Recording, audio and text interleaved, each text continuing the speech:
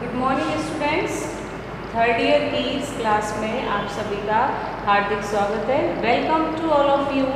आज हम third year के सेकंड पार्ट आधुनिक विश्व के इतिहास में नया टॉपिक स्टार्ट करेंगे, जिसका नाम है सामंतवाद से पूंजीवाद की ओर। अब देखिए, सामंतवाद क्या था, हम लोग राजस्थान के परिप्रेक्ष्य में इसे पढ़ चुके हैं फर्स्ट ईयर के सेकंड पार्ट में, क्योंकि जब हमने पढ़ा था यहाँ पर भी सामंतवादी व्यवस्था प्रचलित थी और उसका विस्तृत अध्ययन हमने किया था। लेकिन यदि हम कंपेयर करें दोनों को, राजस्थान में सामंतवाद और यूरोप में सामंतवाद, तो हमें काफ़ी हद तक इसमें अंतर देखने को मिलता है। अब देखिए, अंग्रेजी भाषा में हम इस सामंतवाद को बोलते हैं फ्यूडलिज्म। अंग्रेजी भाषा में इस सामंतवाद को फ्यूडलिज्म कहा जाता है। प्लेट एवं डूमंड के शब्दों में जिस जमीन या स्वत्व पर अपने से ऊपर किसी व्यक्ति को शुल्क देना पड़ता है, तो वह क्षेत्र फ्यूड कहलाता है। वह क्षेत्र फ्यूड कहलाता है। ऐसे एक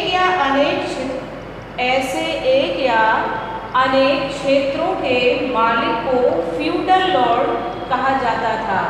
एक या अनेक क्षेत्रों के मालिक को फ्यूडल लॉर्ड कहा जाता था। फ्यूडल लॉर्ड सामान्यतः हिंदी में इसे हम समझें तो ये सामंत हुआ करते थे। अब देखिए, यूरोप में ये सामंतवादी व्यवस्था का उदय कैसे हुआ, क्या ऐसी परिस्थितियां उत्तरदायी थी जिनकी वजह से ये सामंतवाद यूरोप में स्थापित हो सका।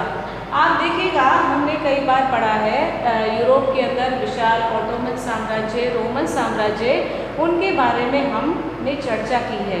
अब देखिए, जब तक यूरोप में रोमन साम्राज्य विद्यमान था, तब तक यूरोप में चारों ओर शांति और व्यवस्था बनी हुई थी। किंतु दुर्भाग्यवश 5वीं सदी का जब प्रारंभ हुआ, तो उस सदी के प्रारंभ में विशाल रोमन साम्राज्य जो है वो विघटित होने लगा, और इसी वजह से धीरे धीरे करके विभिन्न जातियों और कबीले के लोगों ने यूरोप के विभिन्न भागों पर अपना अपना आधिपत्य स्थापित करना प्रारंभ कर दिया, अपने अपने शक्ति और बल के बलबूते पर। अब इनमें आप देखिएगा, जो सबसे महत्वपूर्ण थे वो थे जर्मन कबीले के लोग, जिन्होंने यूरोप के अधिकांश भागों में अपना आधिपत्य स्थापित किया, जहां कभी पहले रोमन साम्राज्य अपना अधिकार क्षेत्र बनाए हुए था। अब देखिए, ये परिस्थितियां क्यों उत्पन्न हुई। जर्मन कबीले के लोग जो थे, उन्हें इतनी सफलता हासिल क्यों हुई। हमने एक बड़ी बर्बर और खूंखार जाति को पढ़ा है, उनका नाम है हूण जाति के लोग जो थे, उन्हें चीनियों ने मध्य एशिया से खदेड़ दिया, और इन हूणों ने आश्रय प्राप्त करने के उद्देश्य से जो जर्मन लोग थे उन्हें खदेड़ दिया। तो कुछ विद्वान ये मानते हैं कि जर्मन लोगों ने रोमन साम्राज्य पर अटैक नहीं किया था, वरन वो आश्रय प्राप्त करने के उद्देश्य से रोमन साम्राज्य में प्रविष्ट हुए थे, या रोमन साम्राज्य के भागों में प्रविष्ट हुए थे। अब आप देखिए, यहाँ स्थिति क्या बनी कि रोमन सम्राट जो थे, उन्होंने हूणों से सुरक्षा प्रदान करने का उत्तरदायित्व अपने ऊपर ले लिया। तो जो ऐसा आश्वासन जब उन्हें दिया गया, साथ ही साथ रोमन सम्राट के द्वारा ये भी कहा गया कि उनकी सुरक्षा के बदले में उन्हें सैनिक सेवाएं रोमन सम्राट को अर्पित करनी होगी। दोनों के बीच एक समझौता हो गया। रोमन सम्राट को अच्छे, योग्य और साहसी सैनिक प्राप्त हो गए, और वहीं इन लोगों को जो आश्रय की प्राप्ति के लिए इधर उधर भटक रहे थे, उन्हें आश्रय मिल गया। अब देखिए, धीरे धीरे स्थिति क्या उत्पन्न हुई कि ये लोग रोमन सम्राट की सेना की तुलना में अधिक शक्तिशाली होने लगे, और एक महत्वपूर्ण युद्ध हुआ था 1378 ईस्वी में, एड्रियानोपल का युद्ध। एड्रियानोपल, इसको आप नोट करेंगे। 378 ईस्वी में एड्रियानोपल के युद्ध में रोमन पराजित हुए और इसके बाद आप देखिए धीरे धीरे जो इन जर्मन लोगों का अधिकार क्षेत्र था वो बढ़ता चला गया और सबसे महत्वपूर्ण 410 ईस्वी में रोम पर इन्होंने अपना आधिपत्य स्थापित कर लिया। इस तरह से एक विशाल साम्राज्य हम कह सकते हैं उसके गठन की शुरुआत रोमन सम्राट द्वारा दी गई सुविधा के आधार पर तैयार की गई। उस छोटे से सहारे ने उनको एक विशाल साम्राज्य निर्माण करने का मार्ग प्रशस्त किया।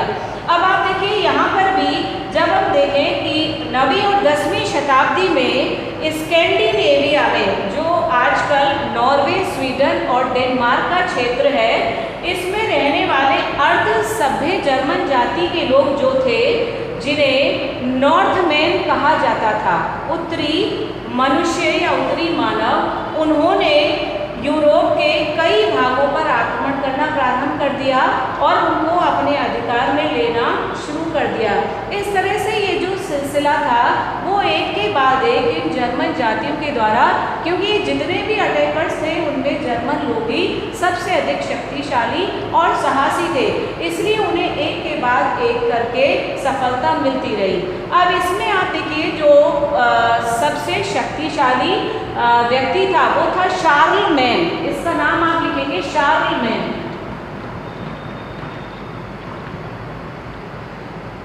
शार्लमैन पेपिन का पुत्र था और बड़ी शीघ्रता से उसने अपनी जाति के लोगों के लिए एक विशाल साम्राज्य का गठन कर लिया। धीरे धीरे आप देखिएगा, जैसे हम जानते हैं राजस्थान में भी जो सामंती व्यवस्था थी हमारे यहाँ जो जिसका प्रचलन था, तो उसमें भी क्या होता था, जो सैनिक अपनी सेवाएं राजा को समर्पित करते थे तो उनकी सैनिक सेवाओं के बदले में उन्हें भूमि का कुछ खंड प्रदान किया जाता था।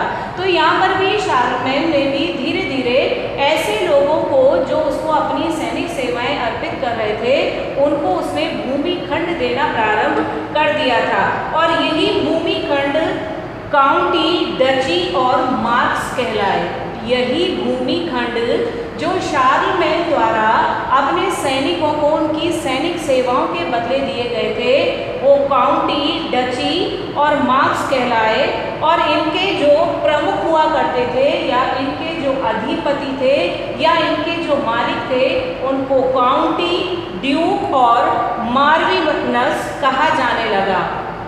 काउंट, ड्यूक और मार्विनस कहा जाने लगा।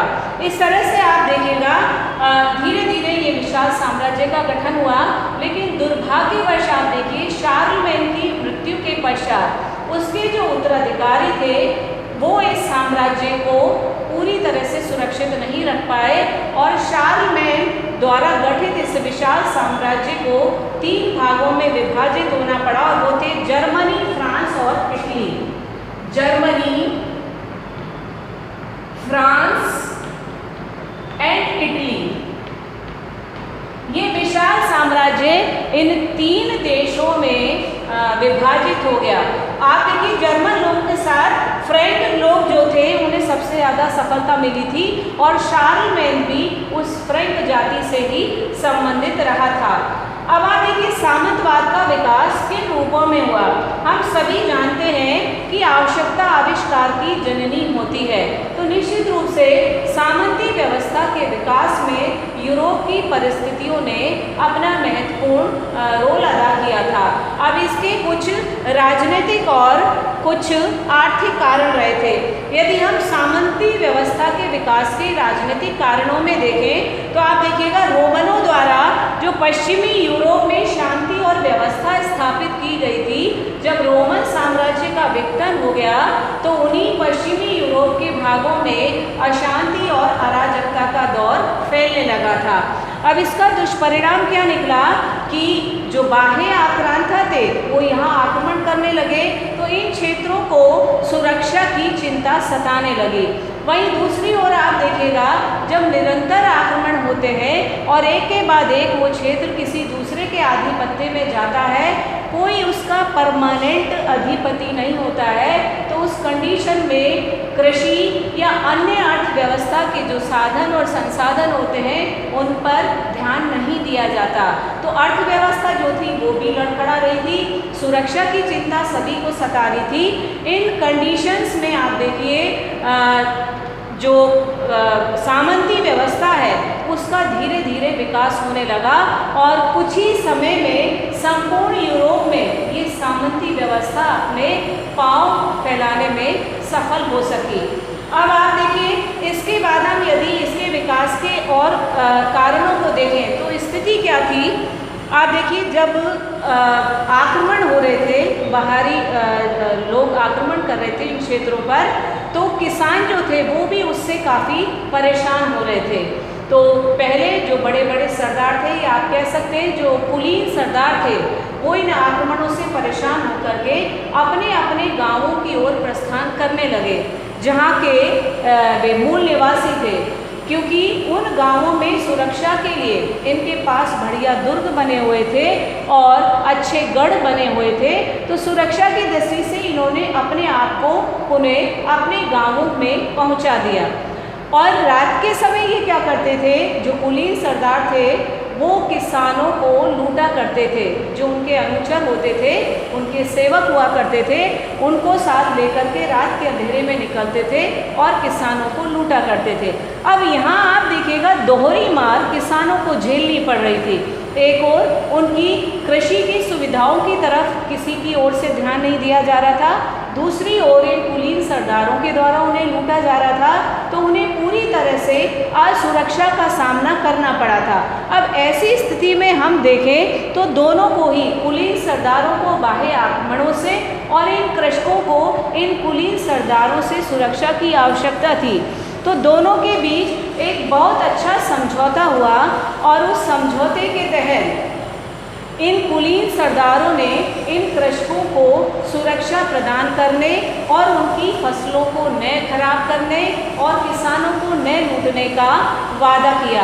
अब इस सुरक्षा के बदले में किसानों को बड़ी कीमत चुकानी पड़ी। वो कीमत क्या थी? इन किसानों की जो अपनी भूमि थी वो भूमि इन्होंने इन कुलीन सरदारों को समर्पित कर दी और साथ ही साथ जो कुल उत्पादन होता था उस कुल उत्पादन में से भी एक निश्चित भूभाग इन्होंने अपनी सुरक्षा के बदले में इन कुलीन सरदारों को देना स्वीकार कर लिया था। अब ये स्थिति जो है वो धीरे धीरे सेट हो गई और दोनों के बीच से समझौता हो गया। लेकिन इसका कृषकों पर क्या दुष्प्रभाव पड़ा? अभी तक किसान जिस भूमि के स्वतंत्र मालिक हुआ करते थे, अब उनकी वो स्वतंत्रता समाप्त हो गई थी। इन्होंने अपनी भूमि उन्हें दे दी, उनके उस उत्पादन का एक निश्चित भाग उन्हें प्रदान कर दिया और साथ ही साथ कुलीन सरदारों को ये भी आश्वासन दिया कि उनके कुछ कार्यों को वो निःशुल्क किया करेंगे, यानी कि और उनकी जो सेवाएं होंगी, जैसे उनके घर के काम है या उनको बाजार से माल लाना ले जाना है, ऐसे कोई भी कार्य होते थे वो निःशुल्क करेंगे। तो कुलीन सरदार जो थे उनको तो दोहरा लाभ प्राप्त हो रहा था, वहीं आप देखिएगा किसानों की स्थिति जो थी वो दिन पर दिन खराब होती जा रही थी। अब इन सारी बातों के बीच यदि हम देखें तो एक नया वर्ग और उत्पन्न हुआ था और वो वर्ग था कृषक दास का। अब ये कृषक दास कौन थे? जब किसानों ने अपनी जमीन कुलीन सरदारों को दे दी तो वो स्वयं भूमिहीन हो गए और वो इन सरदारों की सेवा करने लगे। दासों की संख्या में वृद्धि होने लगी, दास बड़ी संख्या में मिलने लगे और दासों का खुले रूप से क्रय और विक्रय किया जाने लगा। अब ये जो नया वर्ग उभरा था वही कृषक दास कहलाया। लेकिन थोड़े समय के बाद स्थिति ये हुई कि सामंत जो थे वो अपने कृषि उत्पादन की ओर विशेष ध्यान नहीं दे पा रहे थे और ना ही कृषि के क्षेत्र में उन्होंने वैज्ञानिक पद्धति को या नए तरीकों को स्वीकार करने की कभी कोशिश की। इसके लिए उन्होंने कभी प्रयास नहीं किए। अब जब कृषक दासों के साथ हम देखें दुर्व्यवहार हो रहा था, तो कृषक दास जो थे वो भी पूरी ईमानदारी और लगन के साथ कृषि कार्य संपन्न नहीं कर रहे थे।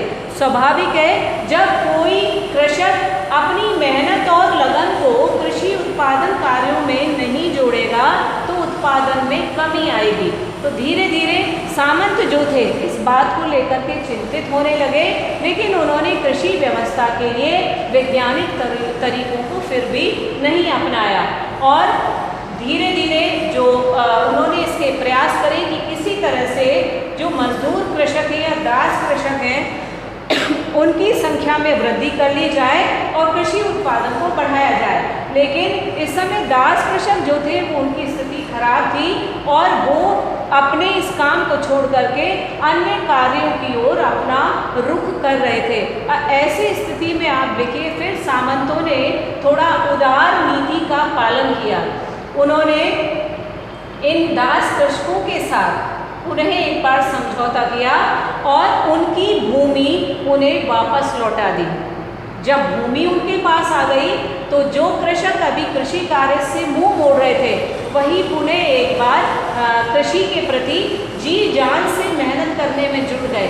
इसका कारण क्या था कि जो भूमि उन्हें प्राप्त हुई थी उसके बदले में सामंतों ने उनसे उत्पादन का एक निश्चित भाग उन्हें प्राप्त करने की शर्त रखी थी और साथ ही साथ उनके जो अन्य कार्य थे उन अन्य कार्यों में उनको निःशुल्क सेवाएं देने की बात भी कही गई थी। ऐसी स्थिति में दोनों के बीच ये अच्छा पैक्ट हुआ और दोनों को इससे लाभ हुआ।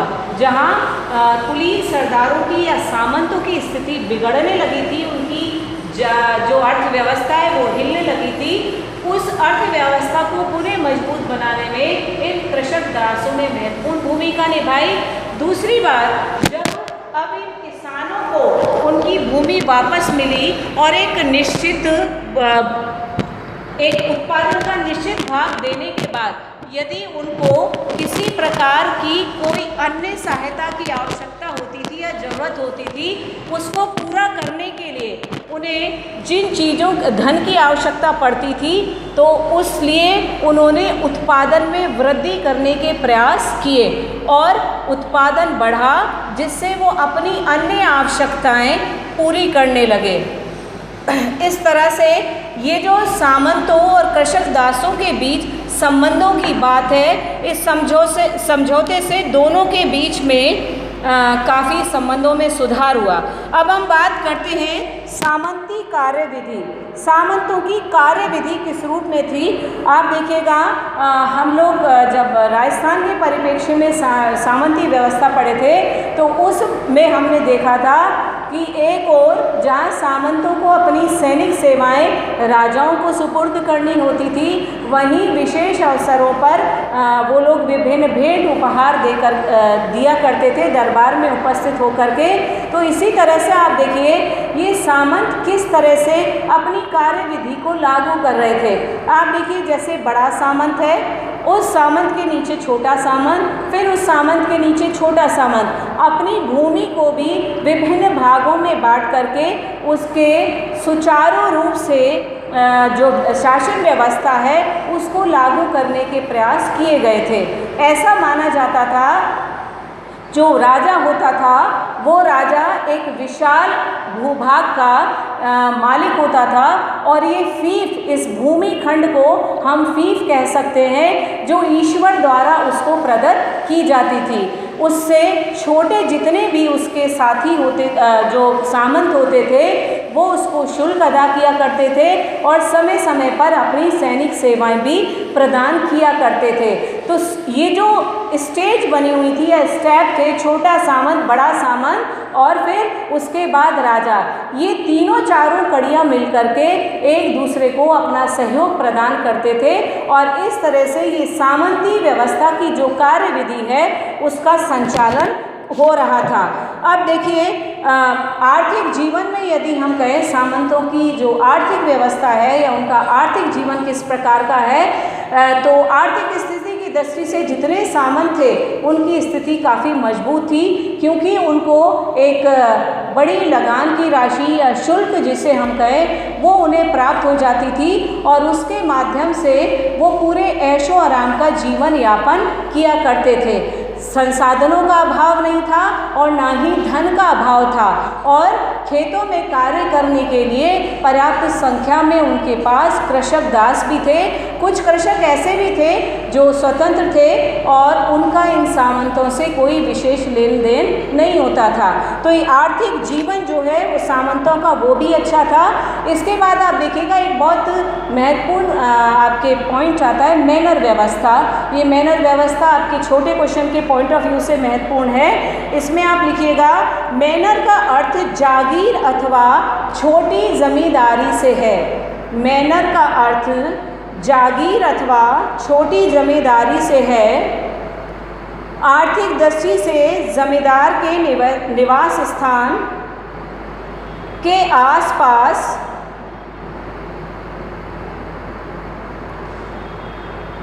समाज संगठित था, अर्थात मैनर राजनीतिक इकाई की सुरक्षा तथा नियंत्रण में एक आर्थिक इकाई थी। एक आर्थिक इकाई थी।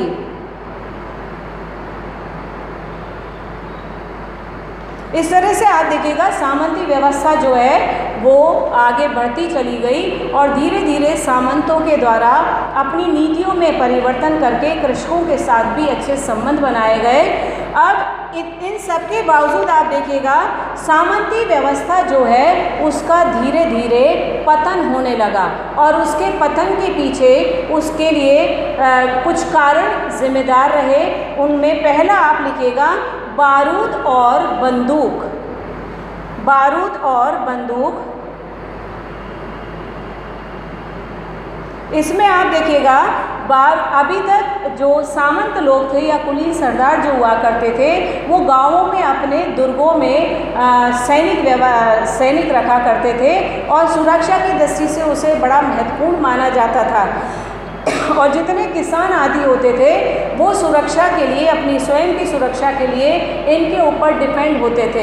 लेकिन धीरे धीरे बारूद और बंदूक का जब प्रयोग बढ़ने लगा, इनका आविष्कार हुआ, तो अब आम लोग जो थे जैसे कृषक आदि जो थे वो सामंतों की सुरक्षा पर निर्भर नहीं रहे। तो इससे क्या हुआ, जो सामंत अभी तक इन लोगों को अपनी ओर से सुरक्षा प्रदान किया करते थे उनके महत्व में कमी आने लगी और इस वजह से सामंती व्यवस्था पतन की ओर उन्मुख होने लगी। फिर आप देखिएगा धर्म युद्धों का प्रभाव। हम लोग क्रूसेड पढ़ चुके हैं। धर्म युद्ध से अभिप्राय क्रूसेड जो लगभग 200 वर्षों तक चले थे, 1095 से लेकर के 1291 ईस्वी तक।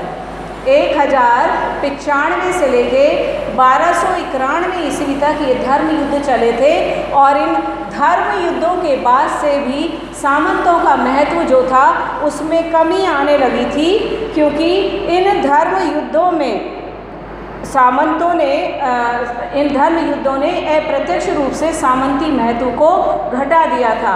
फिर आप देखिए किसानों ने विद्रोह किए। काफ़ी लंबे समय तक इन सामंतों द्वारा शोषित होने के बाद किसान अब अपने आप को सबल पोजीशन में लाने लगे थे और उन्होंने अपने ऊपर होने वाले अन्याय और अत्याचारों के विरुद्ध आवाज़ उठाई और अपने क्षेत्रों के सामंतों के विरुद्ध उन्होंने विद्रोह करना प्रारंभ कर दिया।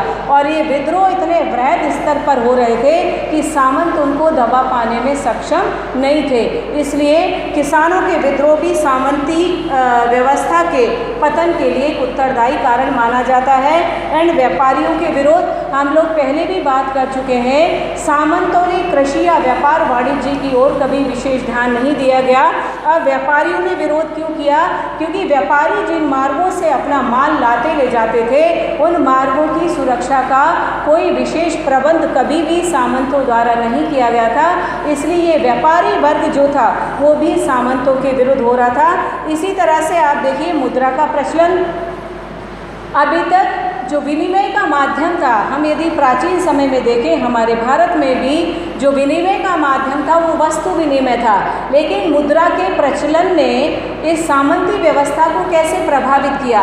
वस्तु विनिमय के लिए भी लोगों को, स्पेशली किसान और व्यापारियों को इन सामंतों पर निर्भर होना पड़ता था, लेकिन मुद्रा के प्रचलन ने उस निर्भरता को भी समाप्त कर दिया, जो सामंतों के पतन का एक कारण बनी। फिर आप देखिए, अभी तक राजाओं की शक्ति में विकास संभव नहीं हुआ था, क्योंकि वो अपने सामंतों की सैनिक शक्ति पर निर्भर थे। लेकिन धर्म युद्धों की समाप्ति के बाद विभिन्न स्वतंत्र राजवंशों का भी उदय हुआ और राजाओं की शक्ति में वृद्धि होने लगी, और नए नए जो अस्त्र शस्त्रों का निर्माण और आविष्कार हुआ, उससे राजा अपनी सुरक्षा स्वयं करने में समर्थ हुए और उनकी सामंतों पर से निर्भरता समाप्त हो गई। इसलिए राजाओं की शक्ति का उदय होना या राजाओं की शक्ति का विकास होना या राजाओं की शक्ति का बढ़ना, इस वजह से भी सामंती व्यवस्था जो थी वो अपने पतन की ओर अग्रसर हुई। फिर आप देखिए, राष्ट्रीयता का विकास हुआ। धर्म युद्धों के बाद विभिन्न राज्य जो थे वो एकता के सूत्र में भी बनने लगे, और इस युद्ध की समाप्ति के बाद, जैसे हम पढ़ चुके हैं, पुनर्जागरण ने भी बहुत महत्वपूर्ण इसमें अपना रोल अदा किया था, और नए नए राज्यों का गठन हुआ था, और ये नए राज्य जो थे वो राष्ट्रीयता की भावना से ओतप्रोत थे, और हर देश का नागरिक, हर राज्य का राजा अपने राज्य को श्रेष्ठता के स्तर पर पहुंचाने के लिए उत्सुक रहता था। और इस राष्ट्रीयता की भावना ने भी, जो अभी तक सामंती युग में कभी भी देखने को नहीं मिली थी, उस राष्ट्रीयता की भावना के विकास ने भी सामंतों के महत्व में कमी कर दी और उनका पतन होने लगा। फिर जितनी रूढ़िवादिताएं वगैरह जो थी वो रूढ़िवादिताएं भी समाप्त होने लगी, और इस वजह से सामंत जो है वो पूरी तरह से पराभव की ओर मुड़ने लगे, और अंततः सामंतीवादी व्यवस्था या सामंतवाद या फ्यूडलिज्म का यूरोप से पूरी तरह से समापन हो गया, या उनका पूरी तरह से पतन हो गया। तो इस तरह से आप देखिएगा सामंती व्यवस्था की शुरुआत किस तरह से यूरोप में सामंतवाद पनपा, किस तरह से उसका उदय हुआ, उसका विकास हुआ, किस तरह से अपनी कार्यविधि को उन्होंने अंजाम दिया, इसको मैंने आपके सामने प्रस्तुत किया है। यदि किसी स्टूडेंट्स को कोई प्रॉब्लम हो तो वही बात मैं बार बार दोहराती हूँ, आपके पास कॉन्टेक्ट नंबर है, आप कभी भी कॉन्टेक्ट कर सकते हैं। कम समय में जितना अधिक बताया जा सकता है उसका प्रयास मैंने हमेशा किया है, और जब भी जो ज़रूरत पड़े आप उसके लिए मुझे कॉन्टेक्ट कर सकते हैं। Thank you very much. Have a nice day to all of you.